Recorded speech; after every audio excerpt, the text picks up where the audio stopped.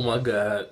Oh my god. This chapter of Tokyo Ghoul has me so hyped. And let me correct a few things that I got wrong from last chapter. Now, first off, Shirazu's Kagune looked like tentacles to me because I was rushing through. I only read it one time. But they're missiles, which makes it 10 times more awesome. And also, I thought that Serpent was Amon, and I believed I had a reason to at first until a few subscribers pointed out, like, hey, no, you're a dumbass because it's obvious that he's Nishiki. And this chapter pretty much confirms it because when he brings out his Kagune, it is the exact same Kagune that Nishiki brought out with the, I believe it was called the Shining Eel. What really gave it away was the end of the tail, how it split into two, and that's exactly what Nishiki's Kagune looked like. Although it looks bigger in this chapter, I mean, years have passed, so he probably did get more badass. So this kind of confirms that Kimi is dead and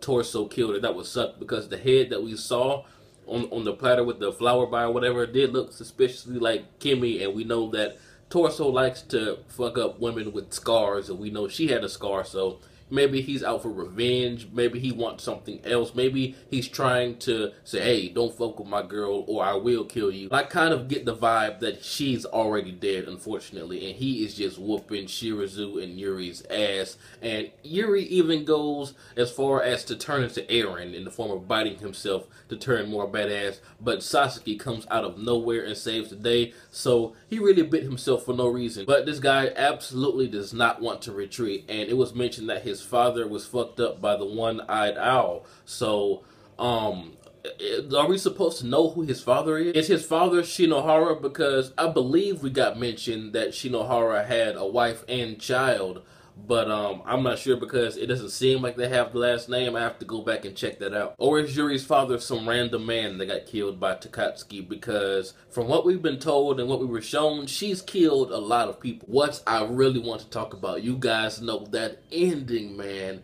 Okay, so Sasaki jumps in with his Quinke and he gets his ass whooped. As mentioned in previous chapters, he's not as good with his Quinke as he is with his Kagune. And then we dive into his subconscious in that signature white and black tile floor room, and then KANEKI comes up and says, hey, you need my power, don't you, bitch? You're going to let all your homies die. You need to accept me. And this really reminds me of what Rize was doing to KANEKI. So is KANEKI's organs inside of Sasaki, or is this really KANEKI and this is just his crazy side that we saw in like the last few chapters of the original Tokyo Ghoul? Is that trying to take over again? Because KANEKI, I mean, he went totally apeshit when he got impaled in the head, so maybe that part of him is still in there somewhere. But I really want to believe that this is KANEKI himself, simply because it has been confirmed that it's a 3-year gap and Sasaki just happens to be 22 when KANEKI was 19 before the time skip.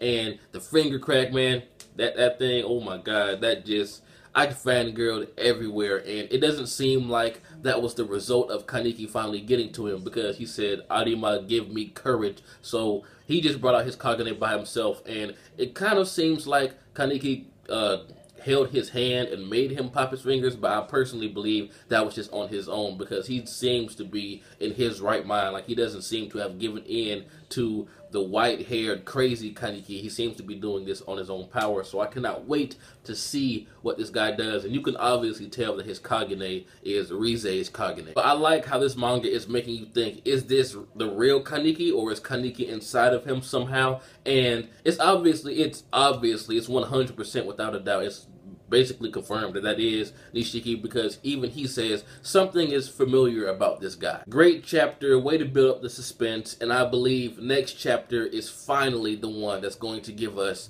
the legit answer, whether this is KANEKI and he just suffered amnesia from the fucking 2 holes in his head, or if this is just some guy that happens to be the same age with KANEKI inside of him. Personally, I do want to believe that this is KANEKI. Sasaki is KANEKI, man.